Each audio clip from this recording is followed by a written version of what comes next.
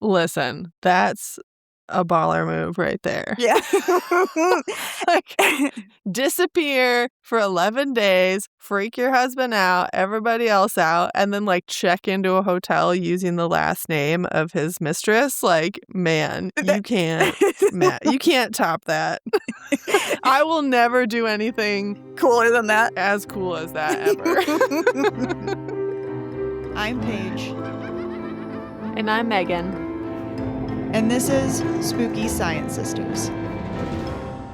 Hello, you're listening to Spooky Science Sisters, a podcast where we present to you a science-based and probably very giggly discussion on all things strange and unusual. It is time for our 100th episode, which means we have chosen a story or a topic for today that somehow relates to the number 100. I think we did a good job. We did it. We should have done 100 topics. I would have never recorded that episode. We just say them to you, and then you have to do the research. Yeah, right.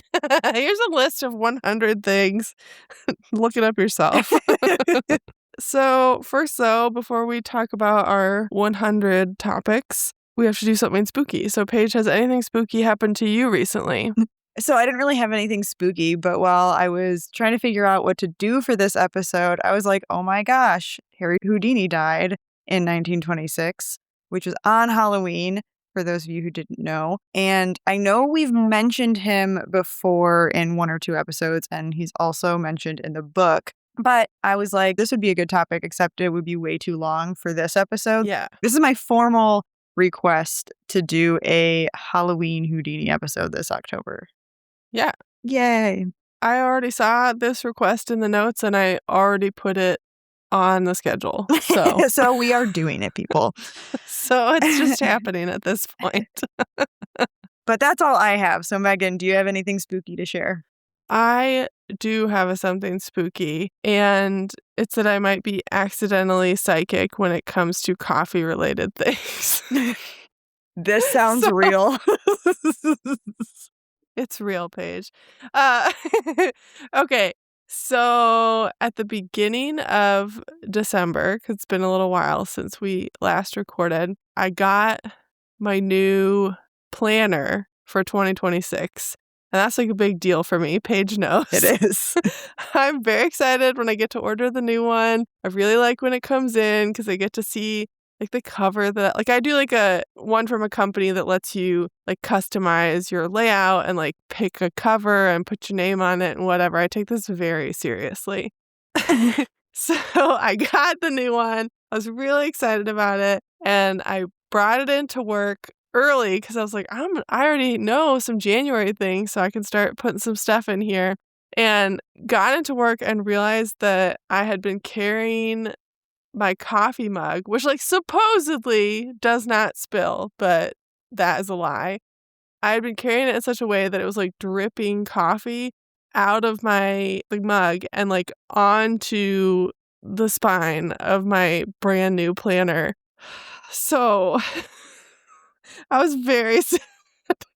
So there's like January and February, a lot of the pages have coffee stained edges and some drips. And I had to like just rip some pages out because they got totally soaked. And I was very sad. And I texted Paige when I got into work. This is an omen. Like, this is a sign. This is a wrap on 2026. Like, it's not going to get any better. My planner's ruined. This year is already done for me. So that's the story of the planner. It was very tragic for me. So flash forward to literally the morning of January 1st. So New Year's Day, we're staying with my parents and I woke up at like, I don't know, 5:30 or 6 in the morning and like heard a really weird dripping noise, or it sounded like liquid like hitting the carpet in the room because we were in a downstairs room. And I woke up because I was like, what the heck is that? Like, is that dog peeing on the carpet? Like, is something going on here? And I wake up, I turn the lights on, and there's like brown liquid coming from the ceiling. I was like, oh my God, it is like raining sewage into the room that I'm sleeping in right now. This is a nightmare. And then come to find out that it was not sewage. It was an entire pot of coffee that my dad had brewed because the kitchen is right above our room. And my dad had forgotten to put the coffee pot under the coffee maker. So it brewed like 50 something ounces of coffee just like onto the counter and onto the floor. And it spilled into the holes that are cut like for the water lines for the refrigerator that go up there. And it just like was raining down through our ceiling in our room. And I was like, this is... Who could have imagined that I would have said, this is a wrap on 2026? Like, I spilled coffee on my planner. And then I literally started 2026 with coffee raining into my room at 6 a.m. And so we had to like clean it all up after we'd been up until 1 a.m. or whatever the night before. So I was like, this was some kind of omen. Like, I was destined to have the coffee flood of 2026. So anyway, it was a really weird coincidence. I had no idea where you were going with this when I saw the coffee psychic note. And like, did I not tell you about the coffee raining down into our room? I had heard about both of these stories, but when I read it, I thought you were going to tell me that, like, I don't know. I don't know what I thought you were going to say, honestly, but it wasn't that. Okay. So anyway, that's me accidentally being coffee disaster psychic. Okay. So, like Paige said, we each chose a topic that relates to the number 100. For my topic, I wanted to tell everyone about the Japanese storytelling game called, I'm gonna try really hard on the pronunciation here, called Hyakumonogatari Kaidenkai, which means a gathering of 100 supernatural tales. So you tell 100 spooky stories. So it's perfect for this episode. So here's how the game works. There are 2 ways that you can play. So there's a first simpler way, which is where participants just sit in a circle in a room with 100 lit candles or lamps, and they take turns telling ghost stories or other supernatural stories. And after each story, a candle is blown out so that the room gets progressively darker and spookier. And at this point, I was already like, well, we have to make sure that at our Halloween party, we like have exactly 100 candles lit up around the room, because I was like, this is already my favorite thing. So that's the simple version, right? It gets darker, it gets spookier. You see how far you can go before people freak out, presumably. So the second variation adds in elements of what is called kimodameshi, which is a test of courage. So other forms of kimodameshi are things like visiting cemeteries or haunted houses or secluded areas like a dark forest path.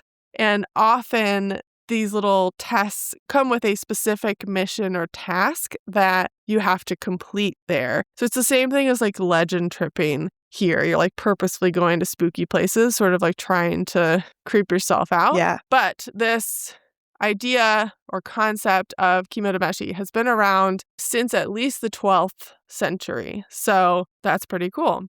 So here's how the 100 Stories game is set up. And then, you'll see how it becomes this sort of test of courage. So there are 3 connected rooms, and you have 99 candles or lamps that get lit in the last room. And also in that last room, a small mirror is placed on a table.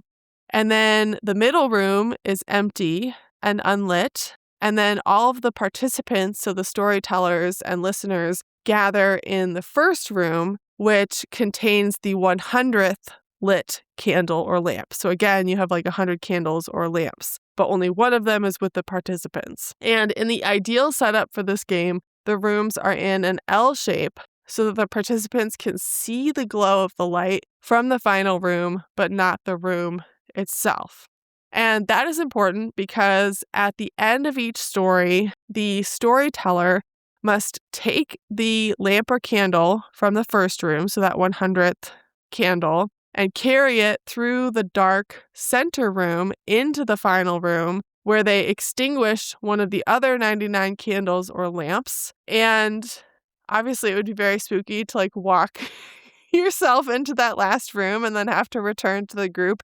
But it also leaves the rest of the group like in darkness waiting for you to get back from around the corner, and they like can't see what you're doing over there. So it's very spooky and sounds very fun. But I would like for sure be really freaked out once we got down to those last few candles. Yeah.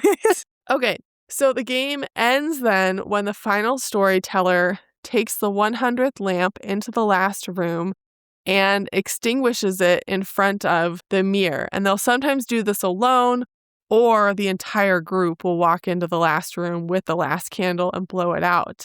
But the catch here is that some people believe that this whole process acts as a summoning ritual. So a spirit or other supernatural being will be released when the final light goes out.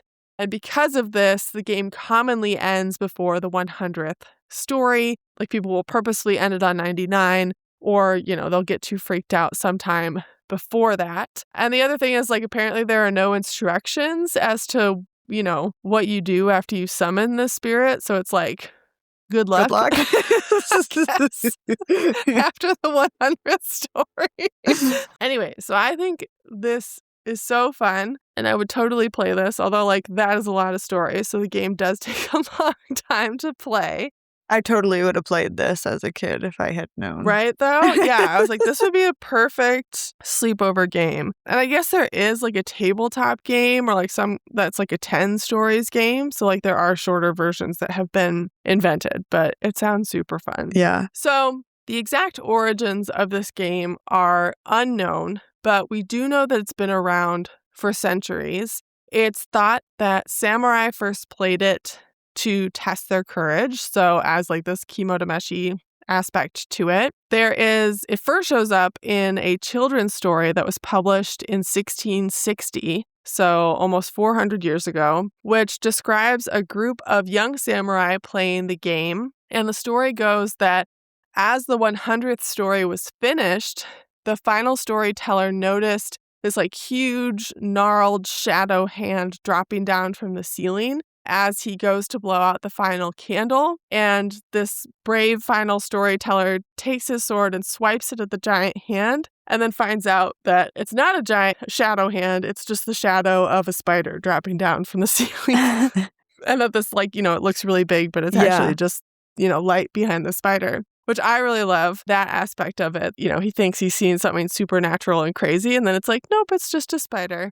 The other part of the story is that the other samurai who were around him who did cower in fear were mocked for being cowardly at this thing that wasn't a big deal. But once that story is published, and I'm a little unclear if that story is the one that really makes it popular with everybody, or if that's just sort of the first version of it that's out there. But in the years after 1660, the game did become very popular. And many Kaidan-themed books were published. And Kaidan in this case just means supernatural tale or ghost story, but it is associated specifically with these old-fashioned or traditional stories. The first Kaidan Shu, which is a collection of them, was published in 1677, called Shikoku Hayu Komonogatari, which means 100 Tales of Many Countries.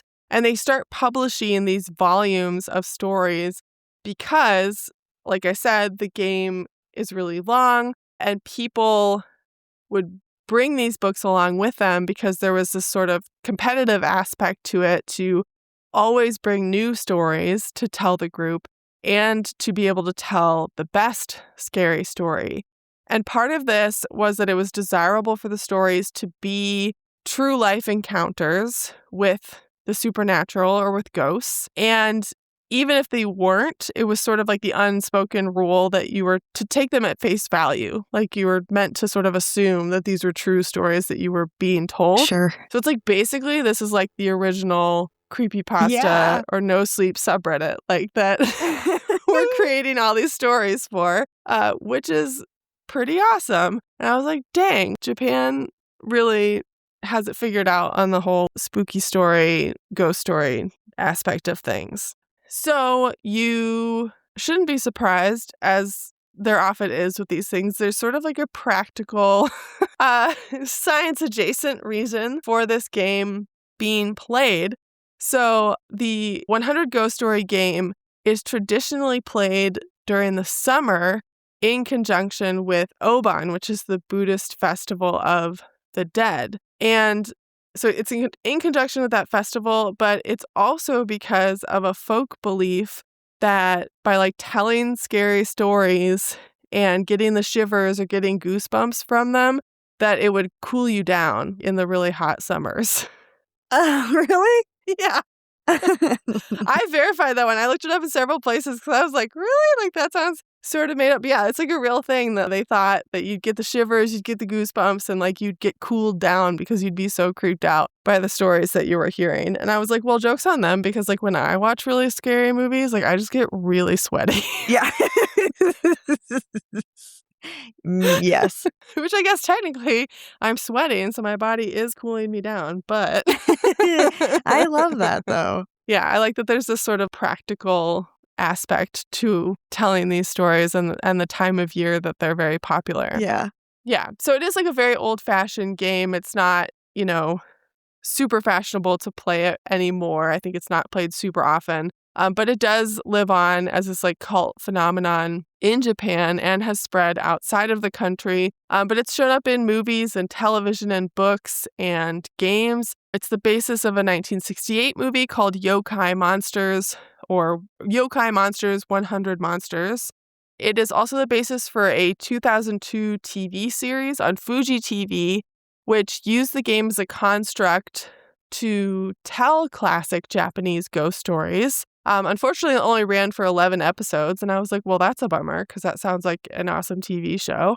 But like classic like Japanese ghost stories, like you and I play Phasmophobia, and you've got like the Yuri and the like those types of ghosts that show up in it. Like those are all from these like Kaidan stories that they would tell associated with this game, so which is pretty cool. There's an episode of the ghost hunting show Paranormal State, where they show students in the Penn State Paranormal Research Society playing the, quote, ancient Japanese game of 100 candles, which, side note, I like had to mention that one because I've watched a few episodes of Paranormal State, and like I strongly believe that it's like the worst of the ghost hunting shows. Which is unfortunate because it's not the worst because they play this game. I think it's very cool that they mentioned it. But it was like very heavily associated with Lorraine Warren. Oh. Like she shows up, I think, in some of the early episodes. So it's very heavily associated with her. And like, I felt like it was very silly because her whole thing and their whole thing was sort of like everything's demons and like evil stuff from hell or whatever. And I was like, this is very silly. Like, I don't believe this. Anyway, though. So, yeah, but it does show up in a US TV show. I wondered, and then I forgot to look it up, but I was like, I wonder if the sort of like Midnight Club is at all inspired by this, like where the kids get together and tell scary stories to each other. Yeah, I mean, I feel like even if they don't credit it, like it is. It's a very similar concept, right? Yeah. Yeah. Well, yeah, I mean, any of those TV shows, right? Like, Are You Afraid of the Dark was sort of like the same kind of thing where you're telling individual stories like in sort of around a campfire. So really like any situation like that, like you could reference it back to this, and it's not necessarily directly inspired by this, but it's just this happens to be a very old example of that tendency. Yeah, but as a side note, like I know that we have listeners in Japan, and I would love to hear from somebody who hear if they have experiences with this game, or if people still play it, or just like how it was, because it sounds like a super awesome time. Yeah. But like I said, 100% I would have played this game all the time as a kid.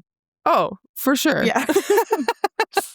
I mean, like, we kind of were, like, again, in a different way, like sleeping out in the tent and all of us sitting around telling scary stories to see who could scare the other ones the most. Like, it all kind of comes back to this. But the game itself sounds super fun.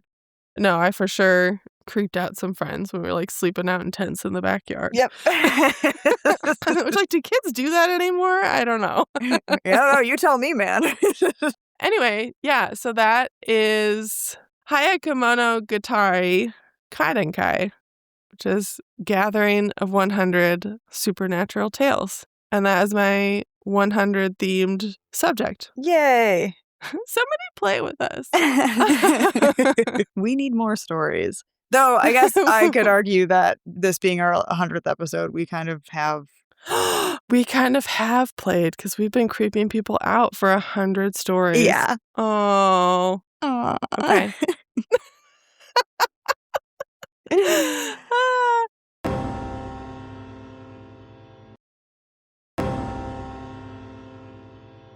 Okay, yeah, so Paige, what is your 100 themed topic for tonight? So I feel like I'm a little bit cheating. So I did I did mine on famous English mystery novelist Agatha Christie's disappearance, which was technically 100 years ago because it was in 1926, but it was in December, so like it's like kind of feels like it was 101 or no. Yeah, 101 years ago. Well, right now it's like basically 99 years ago, and it'll be 100 in December. Yeah, I have that backwards. I do know how to do math. Even though that was not a good example of that skill. So yeah, it will be 100 years in December, but it's fine. Yeah. Close enough. It's this year. It's fine. Yeah. At some point you just start rounding, so it's fine. Yes. So that's what I'm going to do. So in April of 1926, and you said you don't really know much about this, right? No, I think I wrote it down as like a thing that I was thinking about, and then I never actually did any follow-up stuff on it, and then focused on the game instead. So okay. I don't know anything. Okay, cool. So I didn't really either, but I'm very excited about it. So in April of 1926, and this will be important later, but Agatha Christie's mom, Clarissa, dies.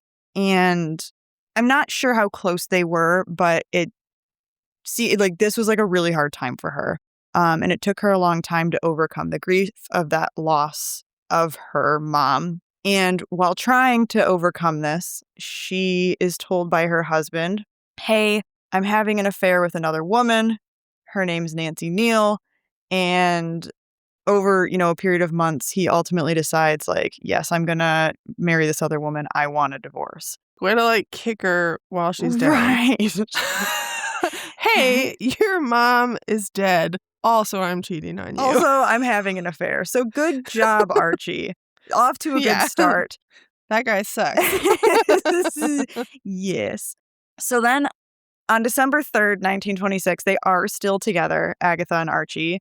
But at this point, like, things are not looking good for them. And they have like a pretty bad fight that breaks out between the two of them. And that evening, Agatha leaves and Archie doesn't know where she goes. She's disappeared.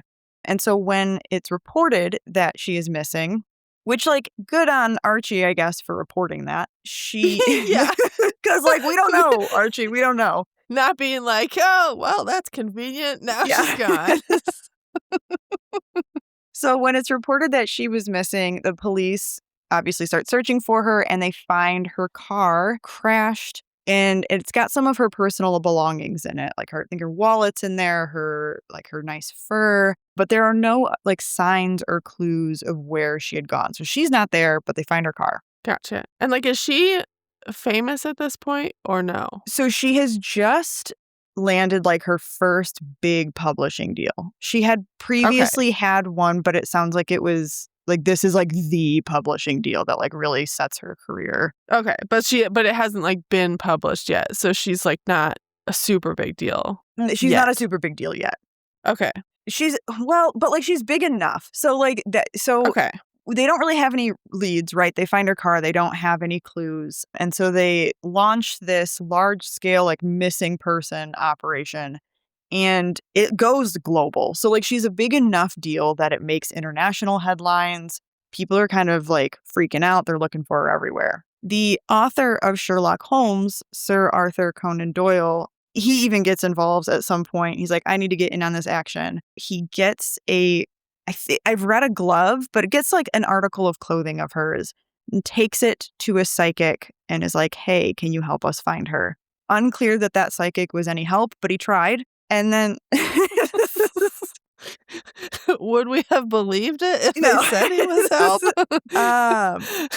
No. And then at one point they even like go to a local lake that they dredge up because they're like they feared that she has drowned or like, thrown herself in the lake. Okay.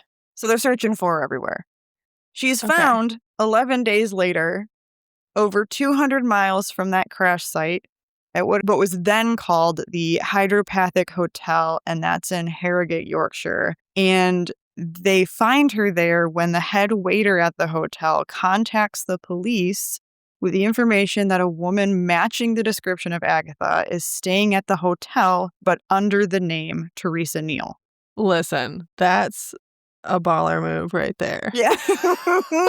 Like, disappear for 11 days, freak your husband out, everybody else out, and then like check into a hotel using the last name of his mistress. Like, man, you can't top that. I will never do anything cooler than that. As cool as that ever. So that's where I'm at this point, right? It's like, okay, girl's just trying to have herself a nice spa week, and you're all bothering her. Everyone's freaking out. Yeah. Okay. So I read several places that Archie apparently travels to this hotel to go wait for her and like approach her and be like, hey, why did we leave? Okay. Though I find this like sort of weird because I've also read that Archie and his mistress are like the two prime suspects of like why she's disappeared. So to think that they would just be like, yeah, go ahead, go find her, Archie, feels weird to me. But whatever, that's apparently what happens. She ends up coming to the dining room. She's sitting at a table reading a newspaper. And apparently that newspaper has like the headline. Like, it has her face on it saying, like, Agatha Christie has gone missing or manhunt, whatever.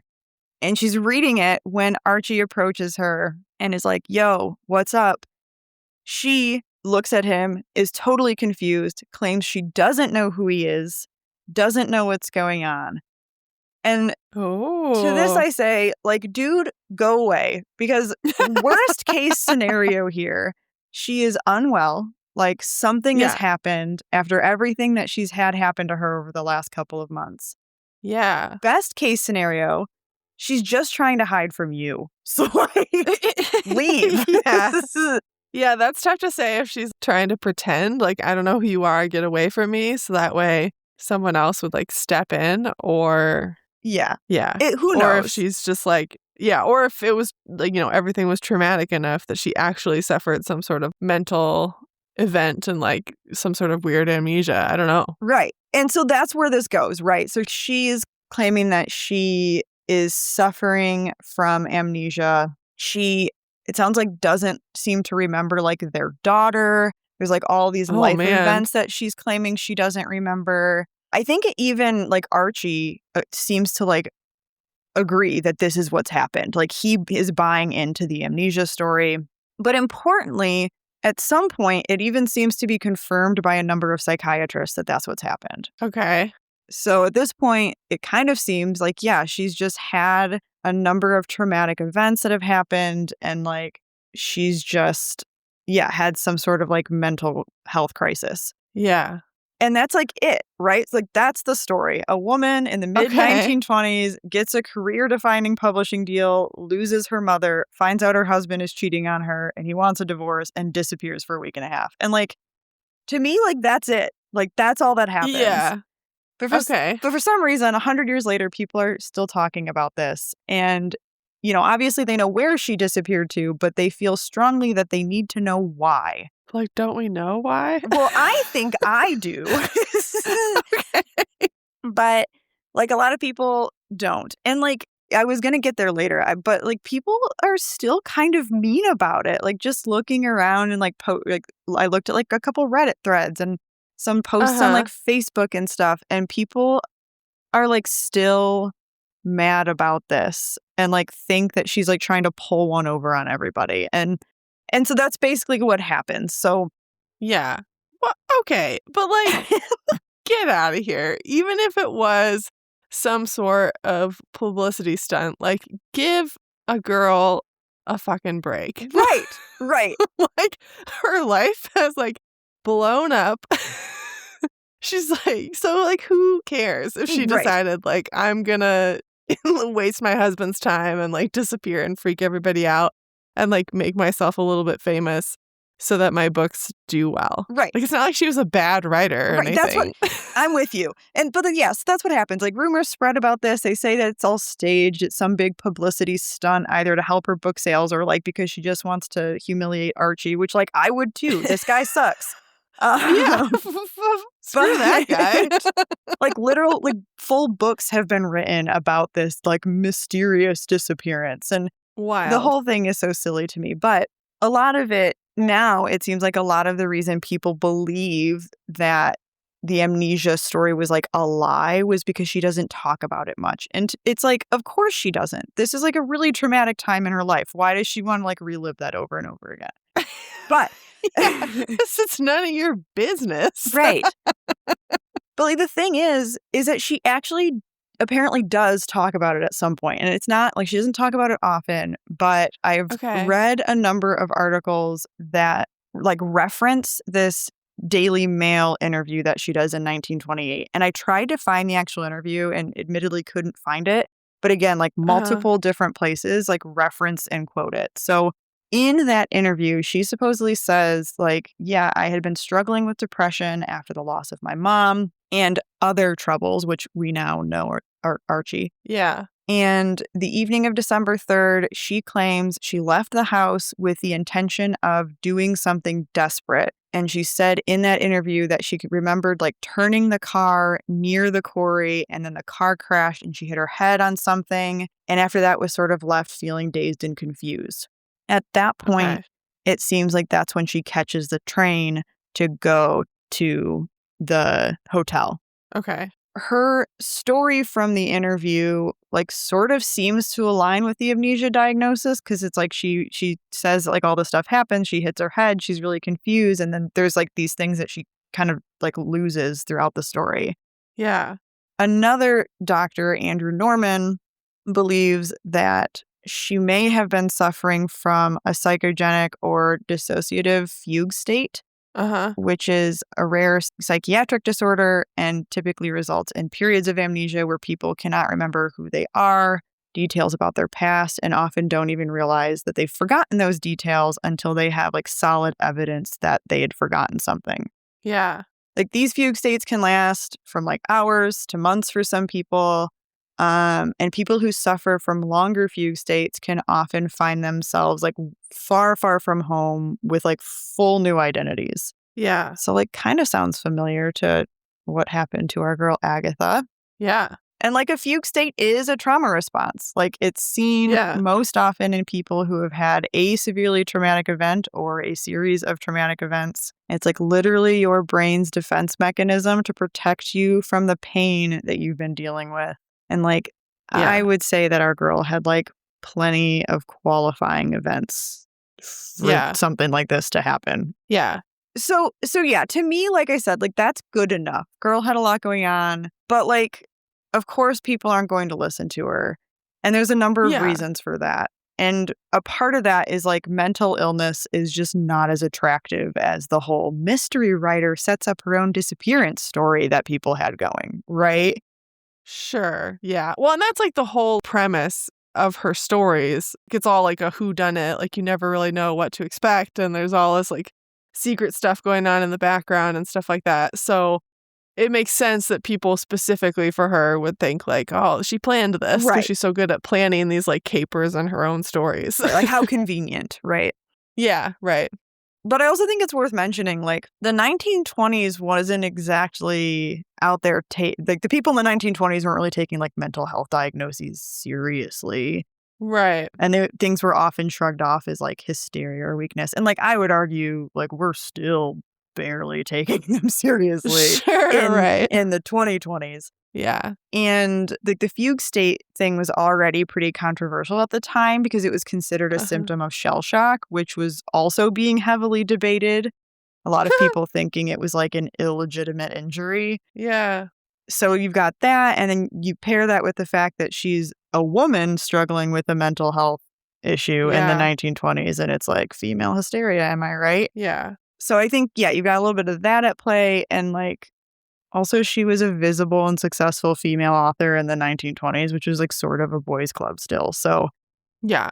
I think there's a lot of reasons people didn't believe the story of like this is a mental health issue and, you know, she's Yeah. dealing with amnesia. Yeah. All of that said, though, even if it wasn't, I'm with you. I was just gonna say, I'm cool if you just like disappeared to try to up I your book don't care. sales. It worked. Yeah. You decided to go like, a little bit Gone Girl on Archie and screw him. He was an asshole. Right. Like he didn't deserve you sticking around with him. So what if you did it for publicity? I don't care. Right. And it fucking worked, man. Like if Yeah. that was the whole point, I didn't realize this, but she is the best-selling novelist of all time, second only to William Shakespeare. I had no idea. She's a I mean, queen. I knew she's a big deal. Yeah. If it was her disappearance that really helped her career, and that's why she's out here number 2 best-selling novelist, like whatever, girl, go off. I don't care. Yeah. Disappear again. Yeah. And like people are kidding themselves if they like she already had the publishing deal, right? And like she wouldn't have gone on to have the career that she had if she was some sort of hack and like not writing Right. good stories. So it's like, get out of here if you're going to try and argue that like this is the reason that she got famous or whatever. It's not. Right. You know, and like maybe the fame was just starting to get to her. Like it was enough that it was Yeah. starting to bother her, and she just like needed Yeah. to not be bothered. Hollywood stars do that all the time, and people aren't out Right. here complaining about it. So I have a lot of feelings about Agatha Christie. It's fine. People today are like disappearing for some amount of time and coming back with like a brand new face and being like, I didn't have any plastic surgery. And it's like, you look like a different person. Do not lie to my face right now.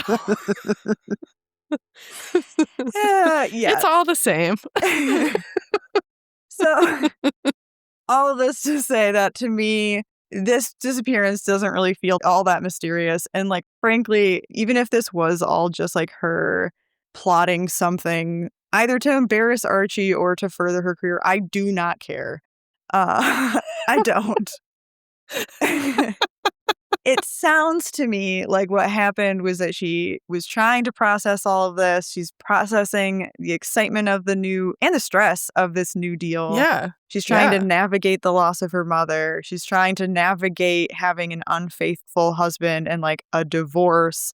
Yeah. It's wild to me that people are like, oh, well, she just didn't talk about it enough. It's like, would you want to talk about your husband or wife cheating on you every day for the rest of your life? Probably not. Right. But I think like, so in our blog post that was like written about Agatha by Lucy Worsley, Worsley.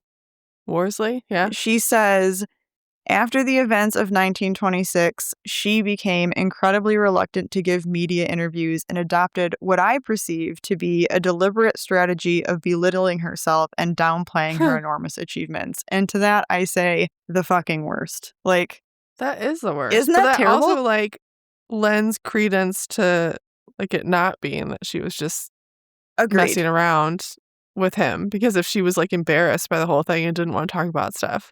Right. She probably didn't want to talk about it because it was hard to talk about, not because she was lying about it. Yeah. Ugh, Agatha. I know. So we Listen. love her. Yeah. I think that's a great story. I'd do the same thing if I was super pissed off. Right. I'm Here's just the gonna- thing. Like, I love my husband, but there are definitely some days that I'd be like super happy to just disappear to like a spa for a couple days.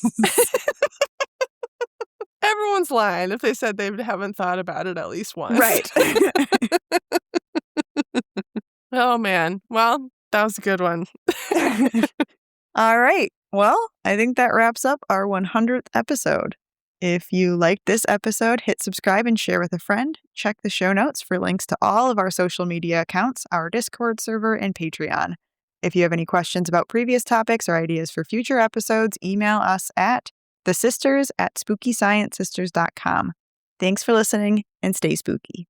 Spooky Science Sisters is a proud member of the Evergreen Podcasts Network. For more information or to check out other shows, please visit evergreenpodcasts.com.